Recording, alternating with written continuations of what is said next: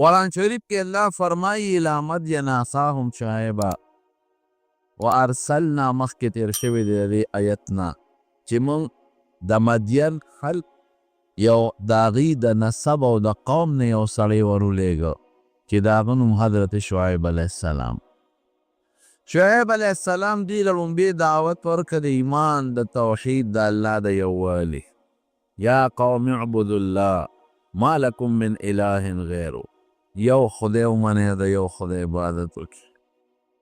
ما سوا د الله نه ستاسو دپاره بل خدای نشته، دغه یو خدای دی، دوه خدایان نشته.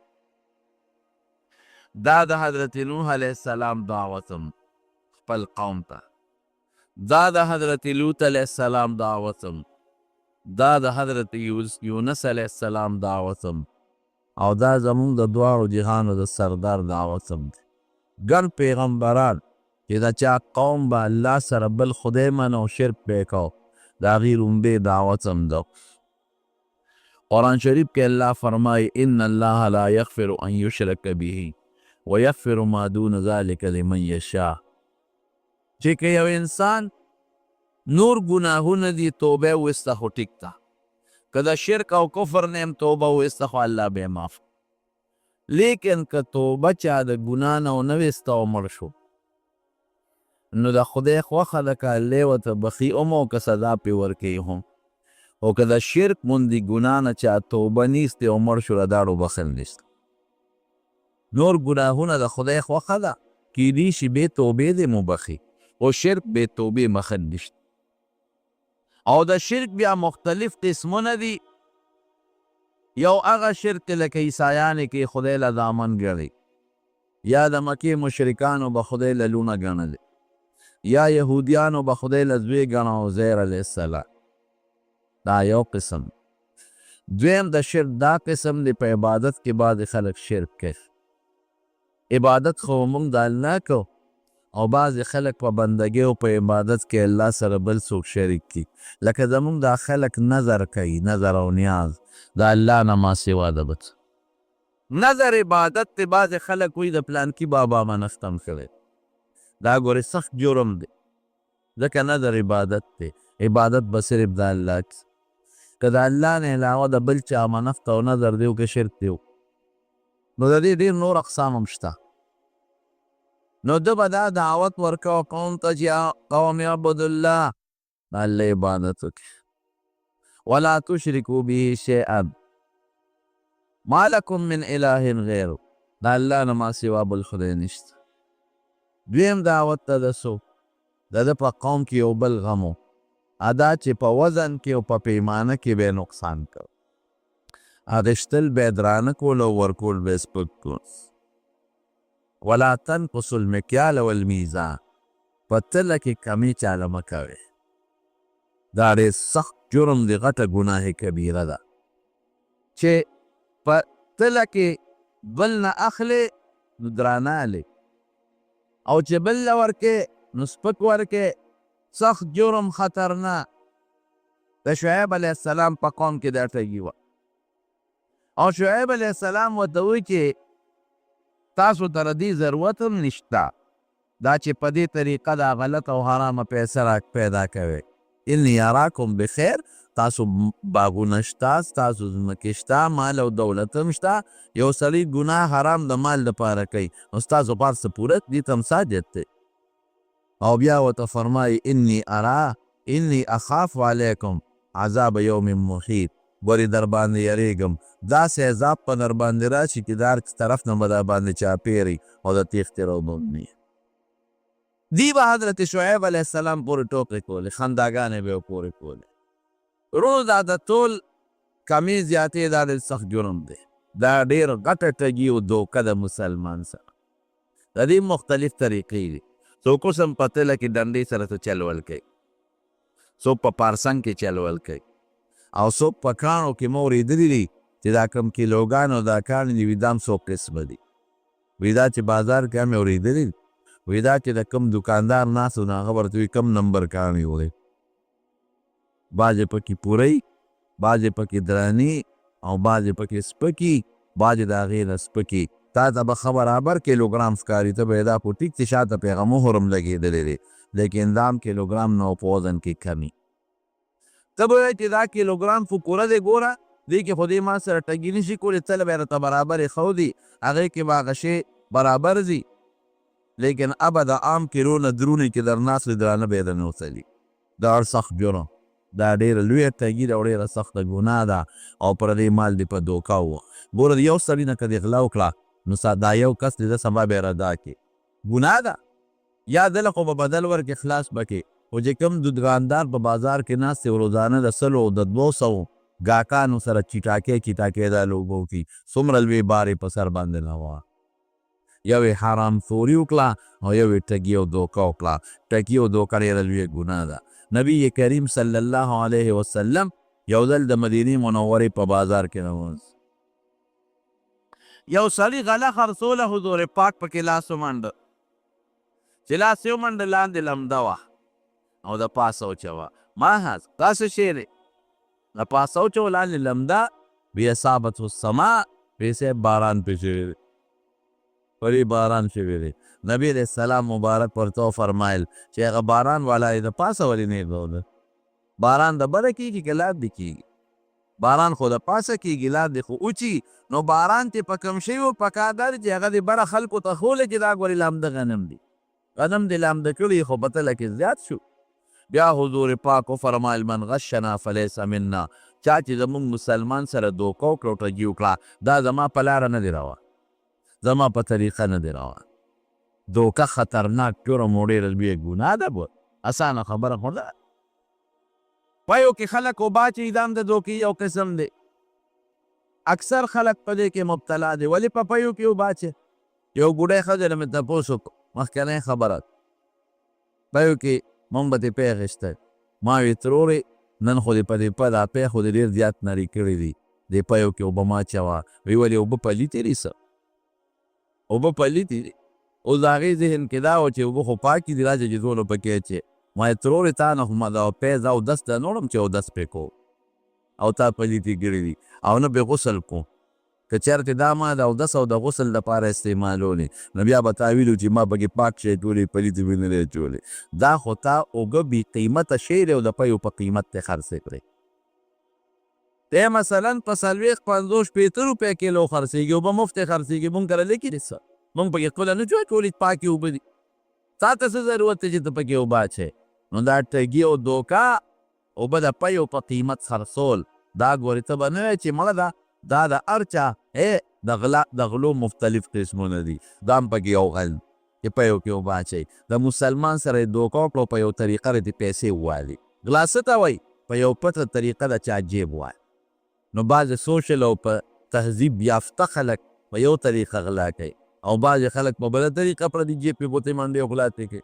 دا د غلا طریقې دا مه وایه چې نه دا خو زما د خپل کورټۍ دي، نه دا هم د غلو د ټګۍ یو طریقه ده. نو دا د دوکې قسمونه دي.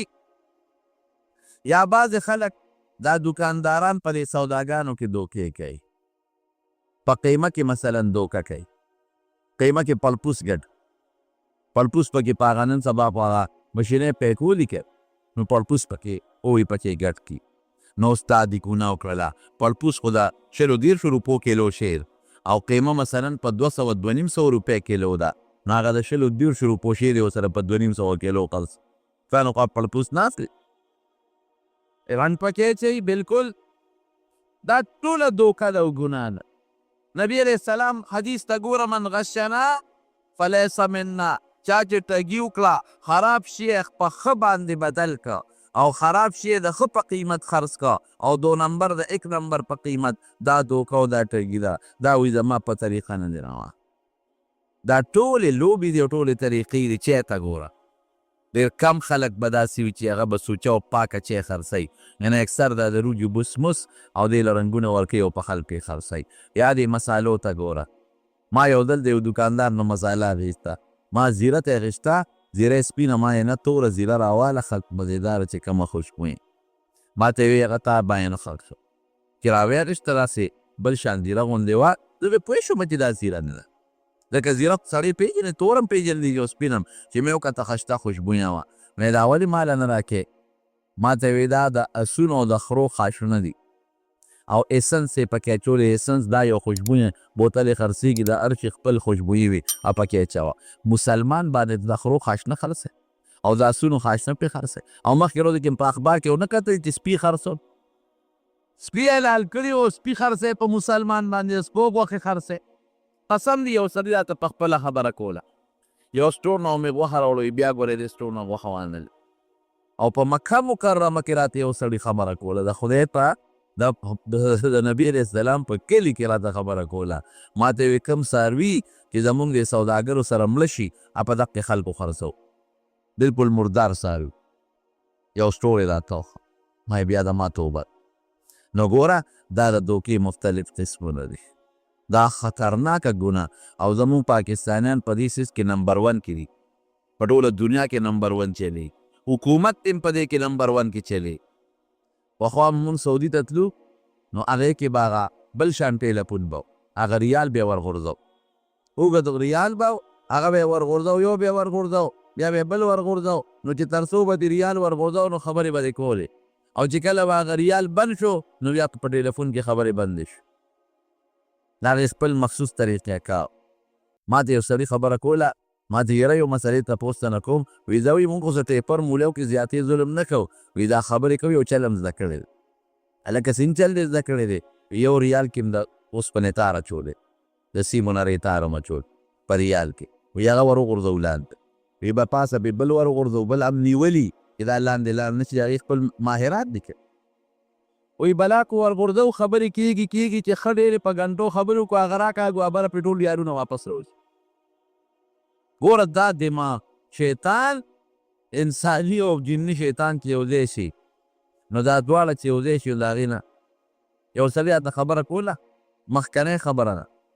ما ته یې په روس کې هلته کې سپلی پالش کوي په مشین باندې، نو او ډاکټر اوس ډاکټر شوی دی، هغه د ډګري اخیستې ده، نو هلته کې دا سپلی پکې ورکي نو هغه به دله پالش کي، نو بیا چې هغه راوغورځوي نو بله به ورکي، نو بله ونیسي نه راغورځوي، نو د هغې خپله روپۍ د هغه په مشین کې ورکي، چې یې ورکي نو دویمه سپلی یې د راغورځوي، لومبی راغورځوي، دویمه درته نیسي. لکه سړی خو بې سپلی نه ګرځي که. وی مونږ دا چل کړی پاکستانیان چې یو سپلی دلته پالش هغه راغورځوي که ده، وی بل بل مشین کې پالش بل مشین د خو هغه لومبی ده هغې غورځي. دې کې چې روسیې راغی او پکې سپلی ورکړه لومبی یې ونیوه، بل ده چې ورغې د هغه نه یې مړه، هلکه دا خو مشین خراب، دا خو دویمه نیسي، او دا خو یې زما نه لومبی سپلی ونیوله. اوس مشین ته خو خبرې نه شي کولی که چې لومبی را باندې پاکستاني پالش کړی. شیخو دا د ټګۍ او د دوکې طریقې، دا به ته مسلمان سره ټګي مو کې، دوکه به مو کې، لوی رب سره څه کې، الله درنه خبردار دی. نو صحیح تجارت کوه. نبی کریم صلی الله علیه وسلم فرمایي التاجر الصدوق الامین، کم سړی چې تاجر سوداګر دی، رښتیا وي او امانتګر دی، خیانت او دوکه نه کوي، دې به کم دی اوس مرتبې ته تجارت دونه بهترین شی. التاجر الصدوق چې رښتیا وي، دروغ نه وي، عیب ښیي، دې کې دا عیب، دا غنم لامده دي او دا مساله دا نمبر ده او دا چې دا نمبر باقاعده تا ته خپل عیب وښیي چې دې کې صاحب دا عیب دی، او رښتیا په یو ټګي م کوي. مع النبیین والشهداء والصدیقین، دې به د قیامت پر ورځ د پیغمبرانو سره وي او د شهداو سره به سب کې ولاړ وي، او د صدیقین د حضرت ابوبکر مرتبې والا خلک هغې سره سب کې به ولاړ وي. دا څومره لوی اجر او څومره لوی ثواب دی. نو د شعیب علیه السلام قوم به دا چل کو، ولا تنقصوا المکیال والمیزان، په تله او په پیمانه کې زیاتې کمې مه کوئ.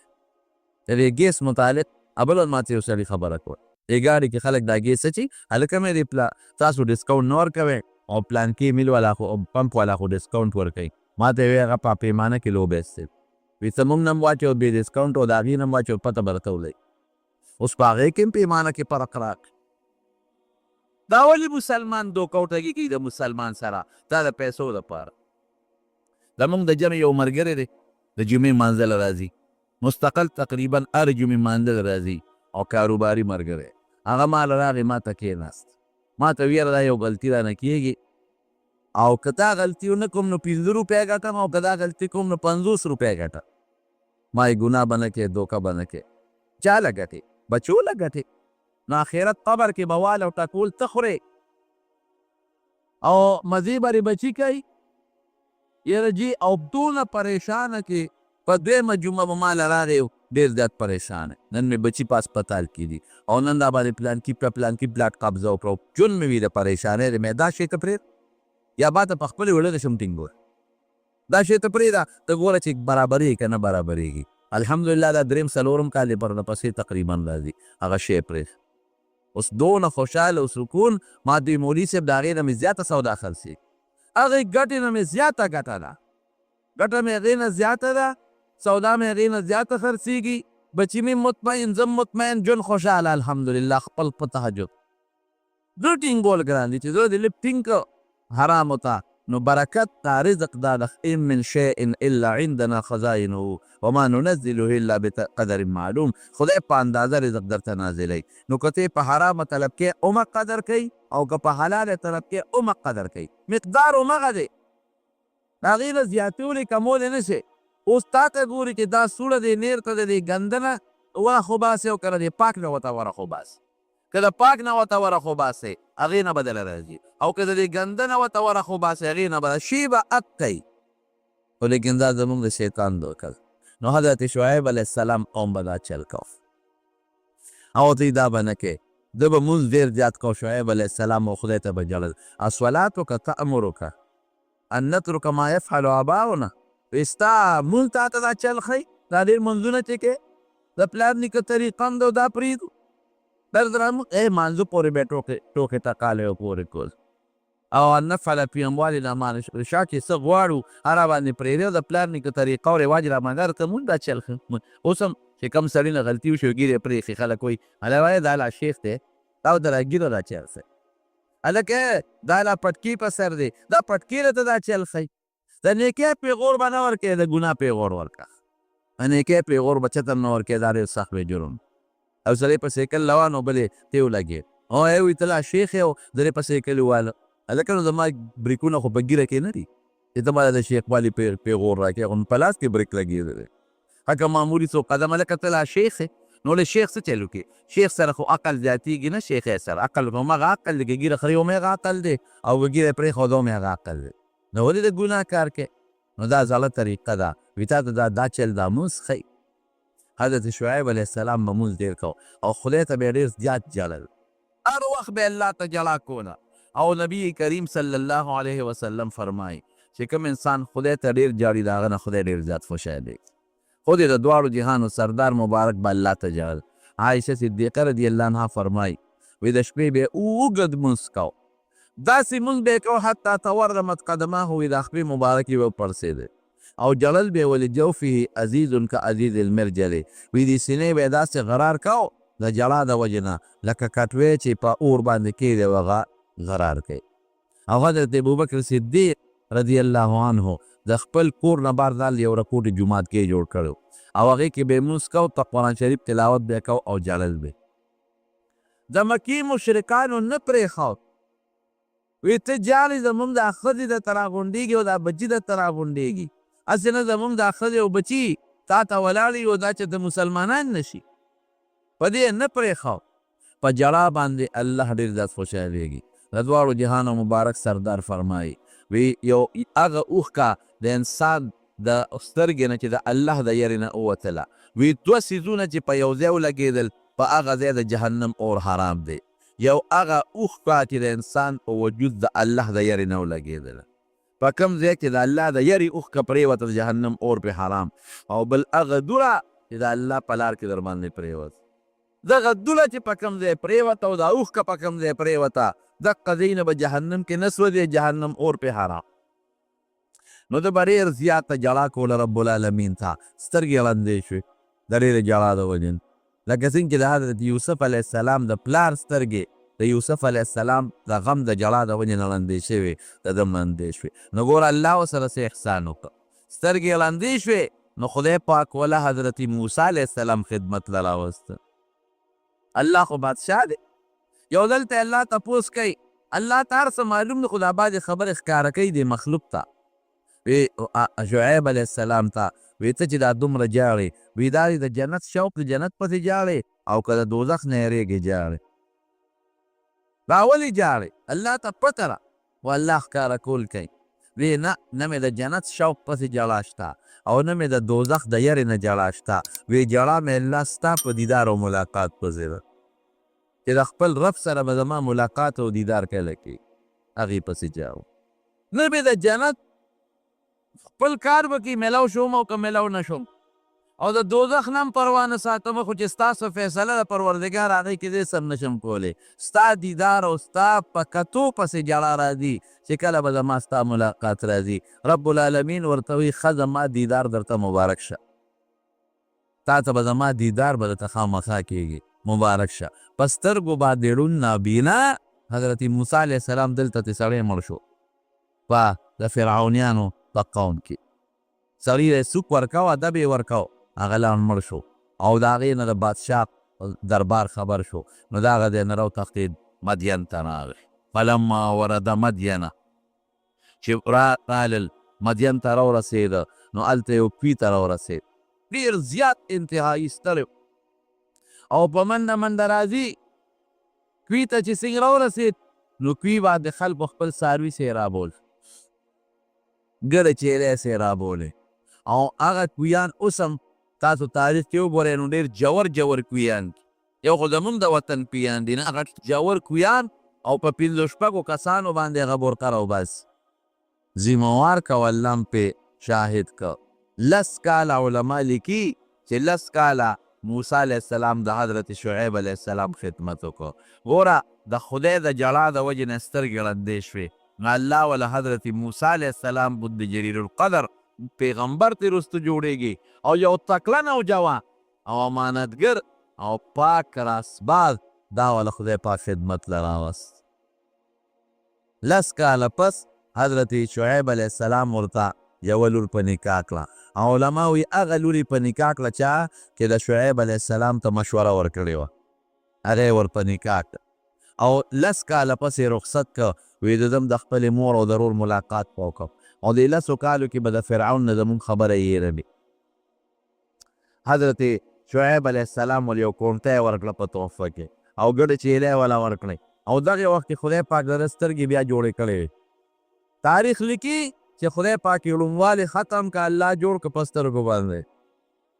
وی داسې وکړه دننه یو کونټی راواله او دا ګډې چیرې دومره ځان سره واله او زه بیبي دې ځان سره په مخه کا. دې چې ورل کونټی راواخېسته راویله وی نه دا کېره دا بله راواخېست چې هغه یې کېښوده بله یې راواخېست راویله بیا مقه راوړه. وی زه وکړم دا کېده بله راواله چې بیا ورغې بلې ته یې ګوتې یوړې بیا ور همغه ګوتو له راځي چې بار یې راوویسته. وی زه خو بله عالم ګوتو له مې دا راځي. وی ښځه مبارک دې شه، دا هغه کونټی وه چې نسبن د ابراهیم علیه السلام نه دته پاتې وه او دا حضرت آدم علیه السلام 10 څیزونه ځان سره د جنت نه راوړي، یو پکې دا کونټی وه چې بیا د موسی علیه السلام دپاره د لویې معجزې ذریعه وګرځېده. نو ګوره خدای پاک څومره لویه مرتبه ورکړه. د یو پیغمبر نوسی دی ابراهیم علیه السلام او بل پیغمبر یې زوم شو حضرت موسی علیه السلام او د هغه نه خدای پاک څومره لوی کار واغېسته. قوم ته به دقه نصیحتونه کول، ولا تنقصوا المیزان والمکیال، په تل او په پیمانه کې کمې زیاتې مه کوئ. انی اراکم بخیر، زه خو تاسو وینم مال دولت هم ډېر دی، دې ته هم ضرورت څه دی. بل ځای کې راځي ولا تفسدوا فی الارض، په ځمکه کې فساد مه کوئ. دې بغلاګانې ډاکې کودې. حضرت شعیب علیه السلام ته نبی کریم صلی الله علیه وسلم خطیب الانبیاء ویلل. وی په پیغمبرانو کې زه بهترین تقریر چل خدای پاک ورستی دی. حضور پاک چې کله معراج ده ته په بیت المقدس کې ټول پیغمبران 1,40,000 ورپسې 2 رکعاته مونځ کړی. نو یوازې مونځ نو، هغې کې د پیغمبرانو تقریرونه کړي. حضرت آدم علیه السلام تقریر وکړه، حضرت نوح علیه السلام تقریر وکړه، حضرت موسی علیه السلام تقریر کړی دی او دارنګې حضرت ایوب علیه السلام. دې جلیل القدر پیغمبران به یو پاسېدل او جبریل علیه السلام د سټیج ناظم و سیکرټري و هغه به رابلل. نو حضرت شعیب علیه السلام هم پکې تقریر کړی. نو د پیغمبر علیه السلام او بیا اخره کې نبی کریم صلی الله علیه وسلم هم تقریر کړی دی. د هغې نه پس مجمع خوره شوې ده او نبي علیه السلام بر اسمانونو ته تللی ده. نو نبی علیه السلام په ټولو پیغمبرانو کې د حضرت شعیب علیه السلام د تقریر صفت کوي. وی خطیب الانبیاء په پیغمبرانو کې داسې خشته تقریر او خشته ښکلې خوږې خبرې چې د انسان زړه ځان ته رامایل کوي د شعیب علیه السلام نه بل مې نه دي لیدې. خلک به د باره راتلل، ده به ورته د دین دعوت ورکوم. نو دې قوم یې څه چل شور وکړه، دوی به په لارو کې د مسافر لوټول، ډاکې به یې غورځول او غلاګانې به یې کولې. دې کې وی دا مقصد و چې دا لاره کې به د امني راولو چې څوک اډودله راځي نه. خلک به وایي جروره ډاکوان دي په لاره او د خلکو نه سامان اخلي او خلک لوټ کوي، نو نه به رادي ولا څوک. دا حربې به استعمال و. او حضرت شعیب علیه السلام پورې به یې ټوکې کولې، ولولا قومک لرجمناک، وی که ستا دا قوم نه وي که نه نو موږ به ته سنګسار کړی وي، پرېښی به هم نه وي. به نصیحت کار ونه شو. هر قوم ته خدای پاک یو موقع ورکوي، هر ملت له خدای یو موقع ورکوي، خو که هغه لږې لږې دیکې یې ورکړې خو الله اخر کې ټول مسلمانان کړل، نو که د الله تعالی د هغه مهلت ته دی فایده واخیسته خو ډېره ښه ده، او که د هغې نه مهلت ته فایده وانخیستله نو بیا خدای پاک داسې هلاکت او سزا پرې راولي چې د هغې مثال هم ګورې په مخ د ځمکه بیاني. شعیب علیه السلام ورته وایي چې ګوره سم شي، انی اخاف علیکم عذاب یوم محیط، در باندې د هغې عذاب نه یېرېږم که ادر باندې راغی و ادر نه چاپېره شو نو بیا کوئی تقدیرېدی نشي. شعیب علیه السلام ته رب العالمین حکم وکړ، وی د دې وطن نه هجرت کوله، دوی د عذاب وخت را روان، ځان ته وباس. هغه ته ووت چې کله ته دې قوم ورپورې ټوکې کولې خندلې ورپس دې ته لار ووت دغه قوم، او په دې قوم باندې خدای پاک یو ګرم عذاب راوست. حالانکې دا علاقه ګورې یخه ده، ما اورېدلې داسې دي، لیدلې مې نه ده، اورېدلې مې چې اوس هم هلته کې 3 فوټه واوره پرته وي. علاقه یخه علاقه ده، الله تعالی پرې عذاب راوست د ګرمې هوا په شکل کې. دوی ځان له ځمکې تیخانې جوړې کړې وې، هغې ته کوز شو، یخه هغه ګرم هوا ورپسې هلته هم ننوته، نو دوی بار راووتل. چې بار راووتل نو الله یخه هوا راوست، دوی خوشحاله شو چې دکه خیري ګرمي ختمه شوه او دا موسمي تغیرات تبدلات وي او موسم را باندې یخ شو. دې کې یو وریځ پرې راغله، داسې وریځ راغله چې هغه ډېره ښکلې یخه وه او دوی ته رانږدې شوه او دا ټول ورپسې راووتل، د هغه خپلو سمسو نه د هغه وریځې لاندې شو. نو 3 عذابه پې پرلپسې راغل. لاول پې زلزله راغله، ځمکه وجړقېدله. تاسو ولیدل مخکې کالونو یې 2-3 کاله مخکې ایمان سیرې علاقه باندې کومه زلزله راغله؟ ما اورېدلي د خلکو لیدلې مې نه دي، وی غټ غټ بلډینګونه 6 چته دا داسې زمینبو ځمکه کې ننوتل چې وی د هغې اړو نام و نشان هم نه ماري، او داسې لوی لوی شقونه او کندې په ځمکه کې جوړې شو، سړکونه او غرونه په ځمکه کې ننوتل. د خدای پاک د زور مقابله څوک تولی نشي کولی. لاول پې زلزله وه، د زلزلې نه پس څه وشو؟ جبریل علیه السلام په یو چغه ووایه، ډېره هیبتناکه د هیبت چغه. او 3 نمبر د هغه وریځ نه پې د پاسه اور راوورېد، داسې اور پې راوودېدل ټولې ختم کم کأن لم یغنوا فیها، داسې ریز مریز کړل لکه چې په دغه علاقه کې انسان روسېدلې قدر هم دي. دا د خدای پاک تباه و برباد کړ. دارنګې تاسو پروس کال دا سیلاب ونه دي ده، هلکه سیلاب راغی د کوم ځای نه؟ د کالام د غرونو نه. نه، یوازې کالام غرونه نه دي، ګیر چاپېره چې څومره علاقې وې د ټولو نه اوبه را روانې. یوازې دلته نه دی، زموږ د پېښورونو طرفونو ته وګورئ دا کړونه مړونه، دا څومره سیلاب پرې راغی. او داسې راغلل چې هغه غټې غټې آبادۍ وې او غټ غټ پلونه و چې هغه په دغه په بمونو نه ختمېږي، هغه غټې غټې آبادۍ او هغه غټ غټ پلونه نیست و نابود او ختم شو.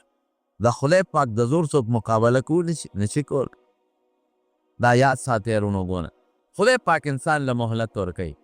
د دې رزق مثال درته ښیم، د بعضې رزق داسې مثال دی لکه یو انسان څه نوکر ساتلي بله ډوډۍ ورکوي، هغه نوکر نه خوشحاله نو ښه ډوډۍ وله ورکوي او ښه خوراک وله ورکوي، دې ته خوشحاله دی. دا رزق د ده لپاره یو نعمت.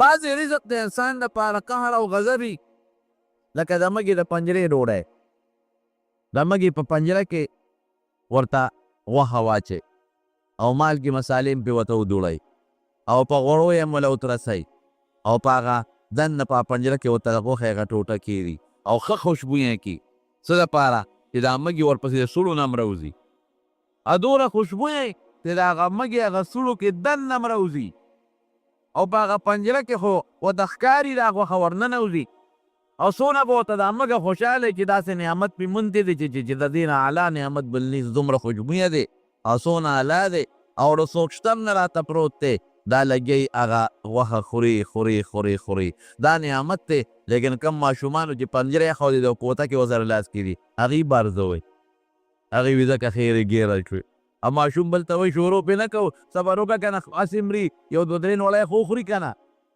څه به بیا ارمان کوي پرېږده چې لږه غوښه خو خوري مګر غریبه په دې سوچ کې چې ما نعمت مونتی دی او بار چې کوم ماشومان ډنډو په لاس ولاړ دي هغې وي ودرېږه پته به درته ولګي لږ درته صبر کوو هغه نوړی یا نیمه خوړلی او یا نیمه نه خوړلی چې ماشومان پې راکېږي څوک یې اوبو کې مانډي او څوک په ته کوټه کې ونیسي دقه رنګې دا بعضې ګنده مال مونږ ته د مږې د هغه خوراک په شان ښه ښکاري مونږ وایو دا خو د خدای لوی نعمت دی هلته فرشتې څه وایي هغې وي صبر وکړئ یو څو ورځې درته ګورم لږ غوندې پې جبه مه به ووهئ په دا نیمه کې به پاتې ډنډې ورسره دي دې ورځې پس مرې میاشت پس به درنه ساه خېږي کال پس به درنه تا خېږي بېوقوفه دا خوراک د نعمت نه دی د مږې د پنجرې غوښه ده او بعض انسان له داسې خدای نعمت ورپې لکه یو سړی چې خپل نوکر له خوشحاله ډوډۍ ورکوي د مارو د دنیا په مال غابره کېږي عادیان وګورئ سمودیان وګورئ د نوح علیه السلام قوم وګورئ او دارنګې د موسی علیه السلام د فرعون قوم وګورئ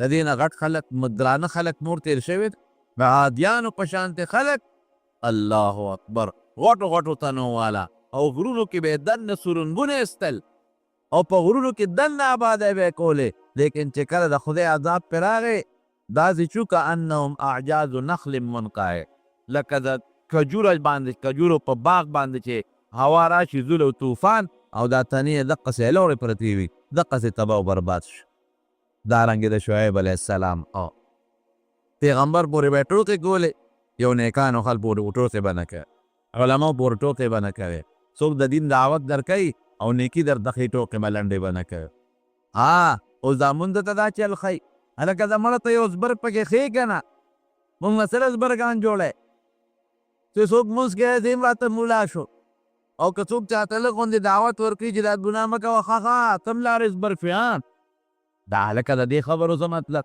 دا د شعیب علیه السلام او د پخوانو پیغمبرانو د قومونو پیغورونه دي چې هغې به خپلو پیغمبرانو ته پیغورونه ورکول او چې جړل به یې خدای ته دې مکر دی ګوره د مکر د وجې نه جاړ اوس خلک داسې وایي که نه که څوک د خدای د یارې نه هم جاړي نو خلکو پورې دا ټوکې کوي مونځ ته دا چل ښایي الصلاتک تأمرک ان نترک ما یفعل آباؤنا مونځ ته دا چلونه ښایي دا ټوکې به پیغمبرانو پورې کولې نو یو چې څوک درله د نیکۍ دعوت درکوي عمل پې وکړه که عمل نشي ګورې ټوکې ور پورې مه کوه هر څه ریکارډ کېږي ګورې دې ته مه ګوره اراده سکون دني بس دا لاړل افحسبتم انما خلقناکم عبثا وانکم الینا لا ترجعون دا سوچ مه کوه چې کلي دا هر څه ما بس پیدا کړي دي او ماله به واپس نه راځي نو دا څیزونه به نه کوې ځمکه کې فساد به نه کوې غلا غلطي ډاکه به نه کوې او په وزن او په تله کې تګي به بلکل نه کوې یوازې وزن تله نه ده ګورې ما د دې مختلف قسمونه خو حرام خوري دې نه خطرناکه ګناه بله نشته نبی کریم صلی الله علیه وسلم په یو جهادي موقع کې صحابه اوسې ښکار کړې وه هغه اوسې چې د ځان نه پړې اوږد که یا اوښله وراله نبي کریم صلی الله علیه وسلم سره خوا کې ودرېد زور یې وکړه ورسېدونه د الله رسوله د ستا دې ملګرو ښکار کړې ما او ما د دې پړې نه پرانېږده په دا پلانکي غار کې زما ماشومان بچي دي ګوره اوسې هم نبي علیه السلام سره خبرې کړې دي دا د حضور پاک معجزه ده زه به لاړه شم او دغه خپلو بچو له به پی ورکړم بچي راته وګیل او بیا به راشي نبی علیه السلام مبارک ورته فرمایي فتح سید بار داسې نه که د دې پرېږدم ته خو زما دې ملګري ښکار کړې ته د دې پرېږدم او بیا رانشي وي داسې قسم به درته وخورم چې په مخ د ځمکه د اسمان لاندې د هغې نه سخت قسم به بل وی څه قسم به وخورئ؟ وی ښه ته ما پرېږده او که زه واپس رانلم نو ما د خدای پاک د قیامت په ورځ د حرام خورو په سب کې پاسئ. بلکې دا ماته د حرام خورو تعبیر وکړه، هغې کې عشارین لفظ راغلی دی.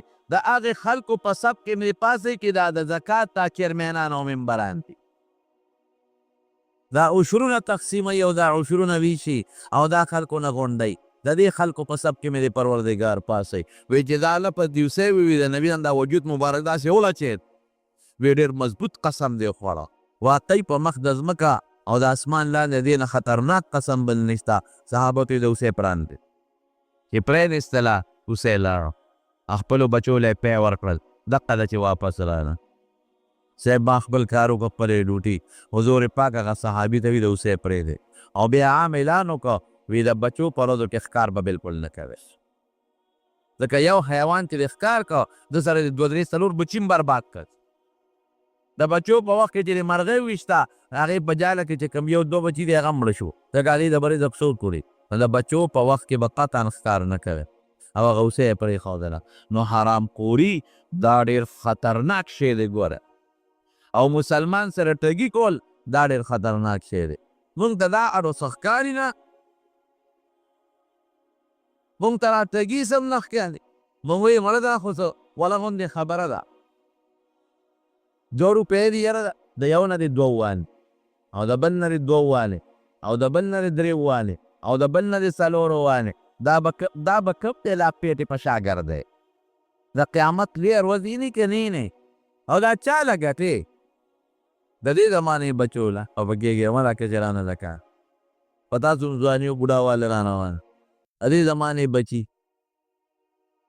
خدای ګواه دی داسې خلک مې لیدي دي، رښتیا درته وی په جنازو کې مې داسې خلک لیدلي دي، رښتیا درته وایم چې د خپل پلار جنازه کې زوی نه دی شریک شوی، د خپل پلار په جنازه کې نه دی. دا ما لیدلي په خپلو سترګو باندې. داسې خلک مې هم لیدلي په دعا کې په جنازه کې تاسو هم ورته کتلي وي چې خلک وایي دعا ورته وکړو، دوی یو بل سره بل ملګري سره ګپ لګوي. هغه خپل پلار ته لاس هم نه اوچتوي چې د پلار ته خو د دعا او د خپلې مور ته دعا د دې وګورئ په دې تاثیراتونو کې تاسو دې بچو له رزق ګټې، دې له ډوډۍ ګټې، دې له بنګلې جوړی، دې له مستقبل کې بینک بیلنس جوړی او آخرت ځان له پخپله بربادی. دا خو تو خیار نه قمق علی قمق. حلال رزق حلال تجارت وکړه چې څومره دې ډېره کړه، حجونه به پکې وکړي، عمرې به پکې وکړي، جومات به جوړ کړي، مسلمان سره ښېګړه به وکړي، رشته دارانو دوستانو سره ګاونډیانو سره به وکړي، نو فایده به دې ډېره زیات. او که حرام دې زیات کړ نو ځان لرې تاوان ورکړه، ځان مه تاوانه کړه. قرآن شریف کې الله تعالی فرمایي یا ایها الرسل کلوا من الطیبات واعملوا صالحا.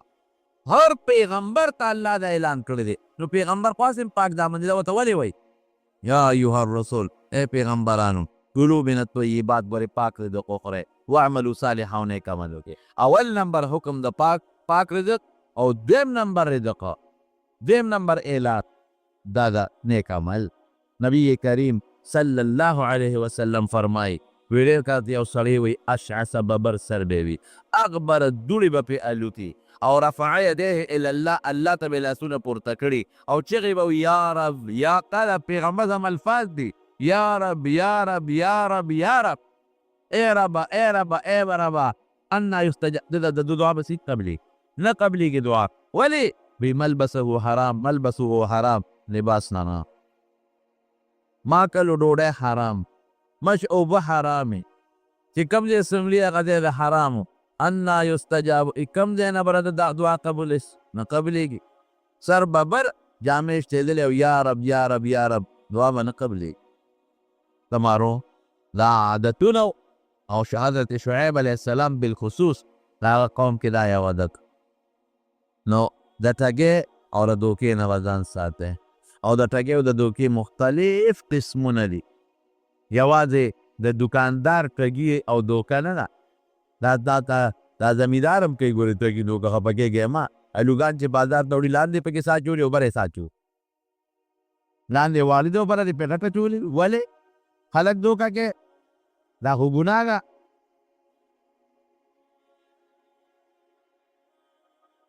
الحمدلله.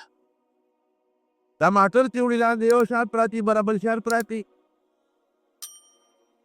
ګورې دا رنګ کاټونه ورکوي او پکې قسم قسم څیزونه رنګونه والا جوړوي. دا ټوله ټګي نه، دا دوکه نه شوه. د هر چا چې د غلا څومره وس کېږي، ما راته وي د غلا مختلف قسمونه. د چا چې د غلا کم وس کېږي، پخوا به دا کبان خلکو اخیستن وي، غوږونه والا وګورئ. هلکه چې غوږ یې تورې نه وي دا زوړ دی، چې غوږ یې سپینې سورې نه وي دا تازه دی. ما ته چا خبره کوله، ما ته یې اوس د غوږونو نه پته نه لګي، وی په دې غوږ ولې څه مساله چې د هر غوږ سوري. اوس مې دې سره څه کې مونږ ورته د غوږ وکړ، اوس د هغه په خپله غوږ وګوره دې غوږ ته دی ناټک سوري. د قیانوس د زمانې زوړ کب به یو غوږ بې سوري وي، دا پسې مساله مګي دې سره څه کې دې تګې سره. د دواړو جهان مبارک سردار فرمایي د هغې مبارکه وینا ده. اوږد حدیث دی، بیا ته مفهوم ویم. وی دا امانت چې دی، وی دا قرآن شریف نه حکم دی او د حضور پاک په حدیثو کې د امانت حکم دی. وی تاسې وخت به راشي چې دا امانت به د خلکو نه داسې وځي، داسې چې وی ماسخوتن اوده کېږي نو دی به امیني، او چې سار پاسي خیانتګر به وی خلک چې سودا کوي، وی چې هلکه په پلان کلي کې یو سړی دی، هغه ښه دی د هغه نه سودا وکړه. په پلان کلي کې یو سړی دی، داسې ده اوس کې نه ده. خلک یې تپوس کوي پېښور ته ځي سودا له، پېښور ته چې سودا نه ځي، هلکه چا نه دا سودا وکړو. هلکه پېښور خو ټول د دوکاندارانو نه ډک دی، مردان خو ټول د دوکاندارانو ډک دی، چارنده خو ټول د دوکاندارانو نه ډک دی، چا نه سودا وکړم. یو د یو نه تپوس کوي، یاره جي پلانکي دوکاندار نه وکړه، په هغه زرګونو دوکانونو کې یو یې په ګوته کړ، پلانکي نه سودا وکړه. ان فی بني فلان رجلا امینا، وی پلانکي دی کې یو سړی دی، ښه سړی دی، هغه نه سودا وکړه، بل چا نه مه اخله. په سلو کسو کې او په زرو کسو کې یو باندې به د خلکو اعتماد وي، په باقي به د خلکو اعتماد نه. دا د نبي کریم صلی الله علیه وسلم وینا. حضرت شعیب علیه السلام د 140 کالو کو عمر کې وفات دی. د مدین نه پس یو بل قوم دی، اصحاب الایکا بن والا خلک. هغه داسې علاقه وه چې هغه ډېره زیاته سرسبز و شاداب وه او د باغونو او د میوو نه ډکه علاقه وه. هغې ته بیا دعوت الله له ورده، هغې جوټلا وکوې نه من، هغې باندې د خدای پاک عذاب را. بیا دې راغلي د مکې مکرمې ته، او په مکه مکرمه کې د 140 کالو یعنې د 70 کالو په عمر کې وفات شوی. نو دا مې د هغه دعوت په سلسله کې یو څو خبرې د تاسو کول. رب العالمین دی مونږ له د حلالو فراخه رزق راکړي. خدای پاک دې د حرامو د رزق نه وساتي، او الله دې د ټګۍ او د دوکې د رزق نه وساتي، او الله دې د دواړو جهانو خیرونو برکتونو نصیب کړي.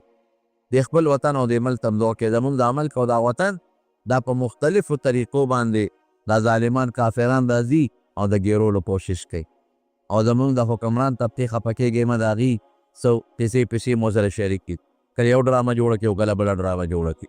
الله څه زمونږ د دې وطن او د دې ملک حفاظت وکړي، او زمونږ د جوماتونو، زمونږ د قرآن او زمونږ د دین حفاظت وکړي. رب العالمین زمونږ یو دوست دی، زمونږ یو ورور دی، هغه مانځل هم راغلی دی، وختي ما ته ټلیفون کړی و، هغې د څه مشکلات دي، د مردان دوست دی زمونږ ورور، دعا ورته وکړي چې خدای پاک هغه مشکلات او تکلیفات په خیر او په خوشحالۍ بدل کړي، او رب العالمین د هر قسمه غمونو، بیمارو، رنځونو، مرضونو نه سره درونو سره د ټول خاندان په حفاظت او په خپل امان کې وساتلی کې، او الله د فتنو، د مصیبتونو، د مخلوق د شر نه په حفاظت او په امان کې وساتي. الله چې څوک مریضان دي خدای ټول له شفا ورکړي، خدای که څوک قرضداران دي قرضونه اخلاص کړي، الله زمونږ د حلال او فراخ رزق نصیب کړي، او د حرام پورې نه الله په امان کې وساتي. مردگان چې څومره زمونږ وفات دي مغفرت نصیب کړي، او زمونږ دا کشر کول خدای د لوفرۍ نه او د بدعملونو محفوظ او مامون وساتي. آخر وخت کې په خولې دا کلمه نصیب کړي، لا اله الا الله محمد رسول الله. محترم اوریدونکو، د شیخ الحدیث مولانا محمد ادریس صاحب دا 452 نمبر کیسټ ډک شو. په دې کې تاسو د حضرت شعیب علیه السلام واقعه واورېده. دا به تاسو ته پېښور ښار کې بیرون کچرې ګیټ اشرف روډ سره فقیر خان ناصر خان کیسټ هاوس کې د ناصر خان او حیدر خان سره ملاویږي. Telephone number दे 255। हजरत इब्राहिम अलैहिस्सलाम द अल्लाह पैगंबर द मर्ग फरिश्ता वाला राला वे स्टा टीम पूरा दे उस्ताद नौबासम वे चारा ले गले वे अल्लाह नदी वता अजीब जवाब के वे खा अल्लाह खुदमा खलील दे उतोस मेरे नो दोस्त पर दोस्त वजनी ते जुन बावर कई दा सिंह मा दोस्त ची मा वजनी पर वजलो सारी खपकेगी फरिश्ता अल्लाह ललारा वे इब्राहिम अलैहिस्सलाम खुदा वही जजा अल्लाह खपल खलील जोड़ करे